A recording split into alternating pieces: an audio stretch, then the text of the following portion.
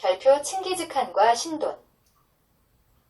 칭기즈칸은 한편에서는 잔인한 학살자라고 평가하고 한편에서는 위대한 정복자라고 평가하기도 한다. 칭기즈칸의 나라 몽골 공화국에서 그 후손들의 평가는 어떨까? 몽골 사람들은 칭기즈칸을 국부라고 평가하고 역시 상당한 자부심과 중대한 의미를 둔다. 칭기즈칸에 대한 나의 생각은 이렇다. 칭기즈칸이 몽골을 통일하고 이런 선포를 했다고 한다. 이제부터 모든 몽골인들은 다 같은 형제다. 이 선포 하나로 가장 중요하게 칭기즈칸을 평가할 수 있을 것 같다. 몽골 민족 내의 모든 억압과 피억압은 사라졌다. 그 선포와 반대로 그 사회에 귀족이 있고 노예가 있었다면 노예들이 싸움터에서 모든 것을 걸고 용감하게 싸워 세계를 정복할 수 있었겠는가? 칭기즈칸의 평등 사상이 몽골을 세계 최강 제국으로 만든 가장 큰 요인이었다고 본다. 그런 의미에서 칭기즈칸은 역시 위대한 사람이었다고 생각한다. 우리 민족인 조선과 고구려, 고려도 한때 서경을 도읍으로 만주벌판에서 말달리며 위용을 떨쳤었다. 그 후 당나라 군대를 끌어들인 신라가 삼국시대를 통일하고 당군을 축출했다.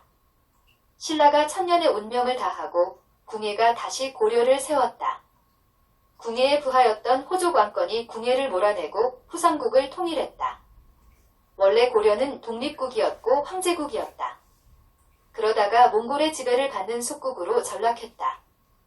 어떤 개인이나 나라나 타자의 종속을 당하는 노예나 속국이 되면 자기 능력을 최대한 발휘할 수 없게 되고 맛이 간다. 고려는 어쩌다가 맛이 가게 된 것이었을까?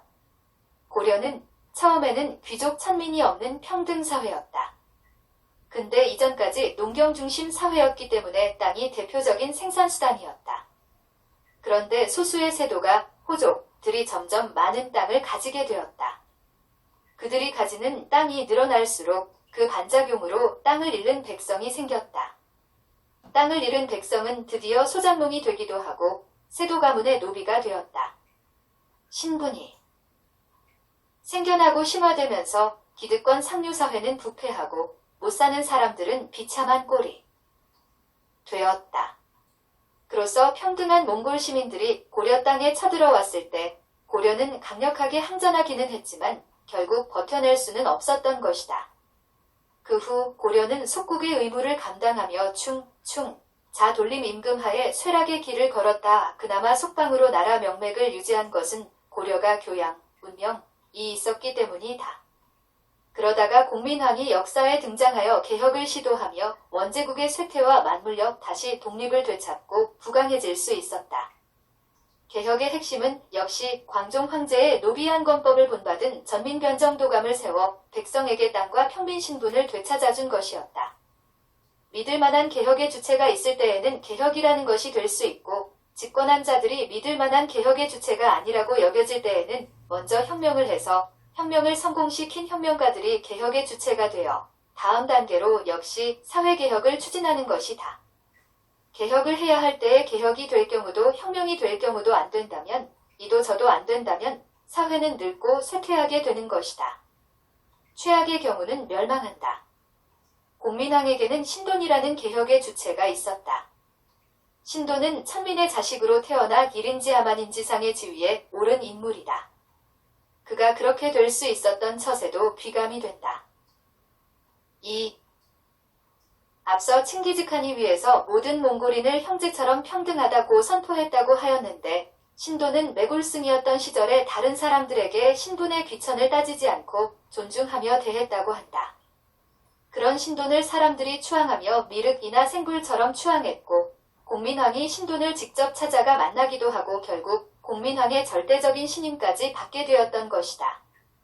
칭기즈칸의 선포와 신돈의 처세, 그들의 미덕은 후세를 사는 우리에게 개인과 나라의 주권에 대해서 한껏 깨우쳐준다. 칭기즈칸은 몽골인들이 충분히 국부로 치켜세워줄 만한 사상을 가지고 있다고 생각된다. 그에 비해 일부 사람들이 민국의 국부라고 해대는 이승만이나 박정희는 말할 가치도 없다고 생각한다. 끝으로 하고 싶은 말은 지금 민국은 개인이나 나라의 주권이 있는지 한번 다 함께 생각해 보았으면 한다. 개인들 간의 계급은 없는가? 건물주나 집주인 매겨 살려주는 세입자는 없는가? 자본가들 매겨 살려주는 자본 세입자, 노동자는 없는가? 빚쟁이들 매겨 살려주는 빚쟁이들은 없는가? 극빈자, 노숙인은 없는가? 나라의 주거는 있는가? 속방으로서의 명맥만 유지하는 대한민국은 아닌가? 지금은 사회개혁을 해야 할 때다.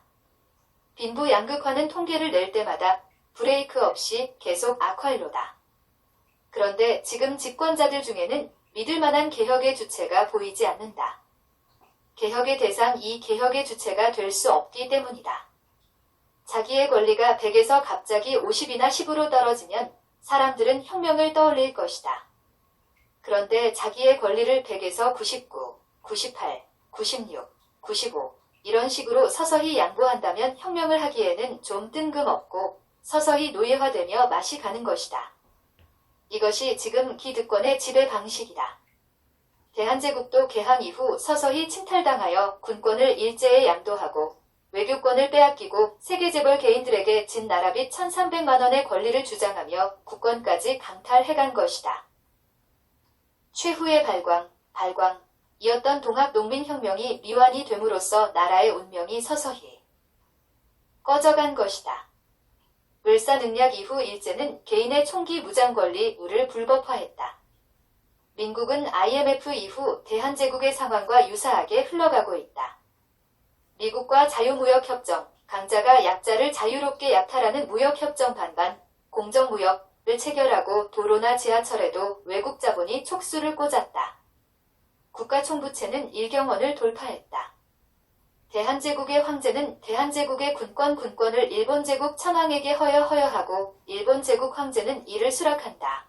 이 말과 대한민국은 전시작전권을 미합중국에 허여하고 미합중국은 이를 수락한다. 는 소파, 데스OFA 협정의 내용이 왠지 비슷한 느낌이지 않은가? 대한의 모든 인민은 전부 자기 집을 가져 기회의 평등 없이 과정에 공정 없고 결과에 정의 없다를 쟁취해야만 하고 비디라는 제도를 소멸시켜야만 한다. 그것을 모든 인민의 총기 무장 권리로서 이루어진다. 그것은 모든 사람이 존중받는 길이고 개인에게 주권이 생기는 길이다. 개인에게 주권이 생기면 그로부터 나라도 주권이 생긴다. 별표 당면적 강령은 이 세 가지이다. 1. 경제적 민주주의는 공산주의이고 정치적 민주주의는 공화주의다. 2. 경제적 공화주의 없이 정치적 공화주의는 요원하다. 3. 모든 사람이 총기로 무장할 수 있는 권리를 가지는 것만이 실질적인 민주주의다. 세상 모든 사람이 다 바보가 아닌 한 그대로 된다.